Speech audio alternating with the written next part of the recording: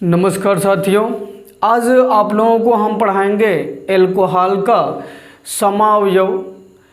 अब एल्कोहल का जो समावयव है वह कैसे किया जाता है, यानी एक चीज़ को आप कितने रूप में लिख सकते हो।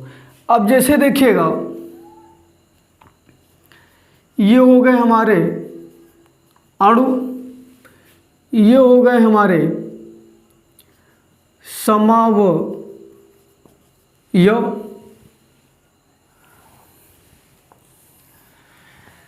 अणु में हम लेते हैं यहाँ पर C2H6O,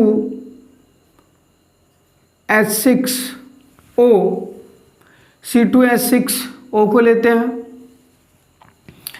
ये एल्कोहल का हमें समावयव करना है। अब देखिएगा, इनको हम जैसे यहाँ पर कर सकते हैं CH3CH2OH।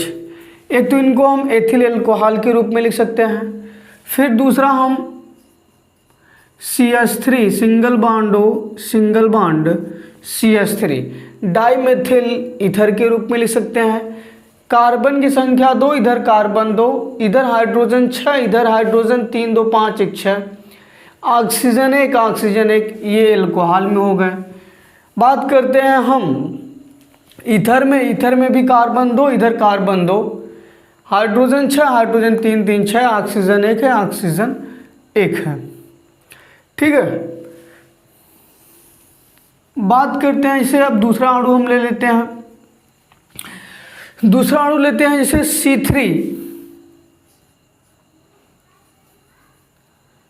C3H8O।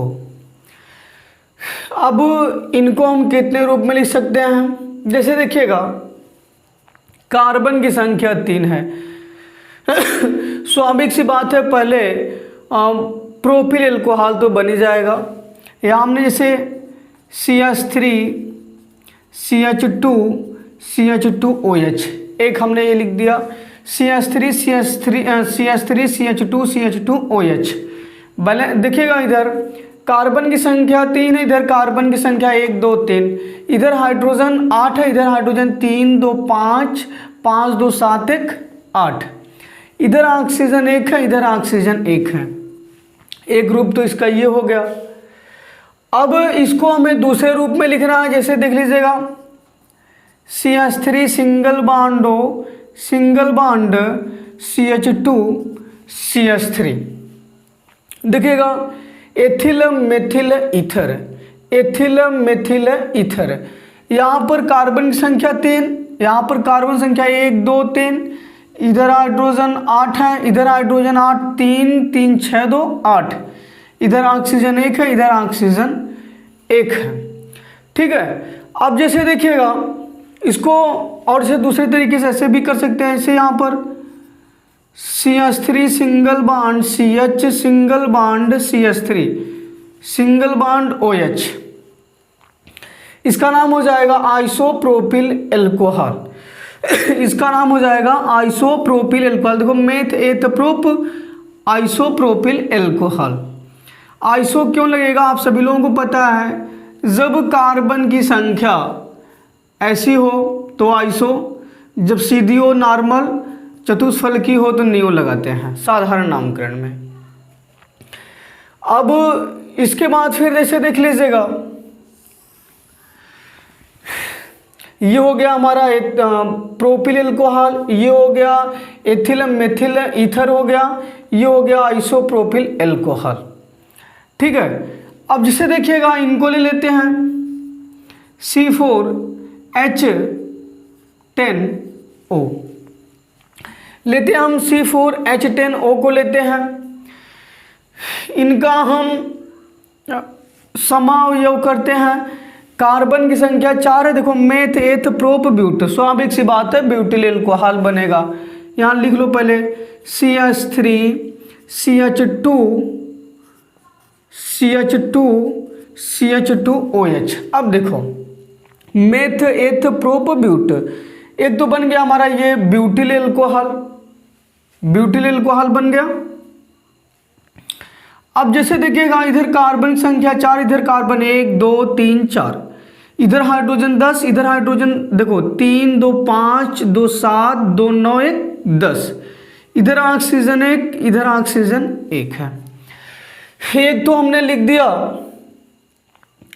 ब्यूटिल एल्कोहल, दूसरा हम लिख देते हैं जैसे CH3 single bond CH2 single bond CH single bond CH3 single bond OH।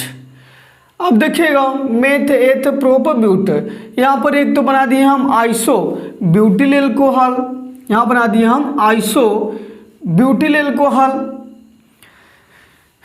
Carbon संख्या 4, इधर भी कार्बन 1 2 3 4, इधर हाइड्रोजन 10 है, इधर हाइड्रोजन 3 2 5 5 3 8 और 2 10, इधर ऑक्सीजन 1, इधर ऑक्सीजन 1 है।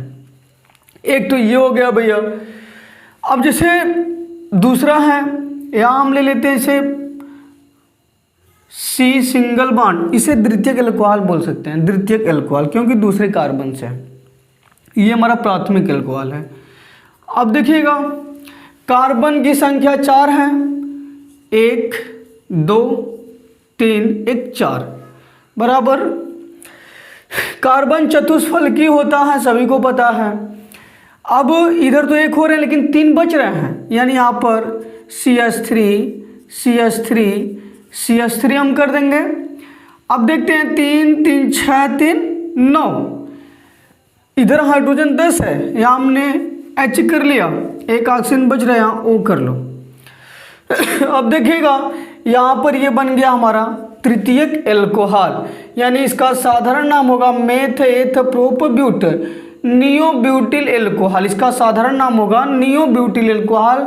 आपको यहाँ बताएं जब कार्बन की संख्या ऐसी हो तो वहाँ पर हम नियो लगाते हैं, ठीक है। इसी तरीके से हम जो है एल्कोहल का समावयव करते हैं।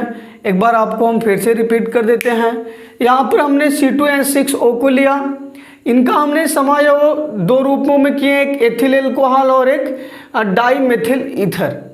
ये CH3 2 है तो डाईमेथिल ईथर।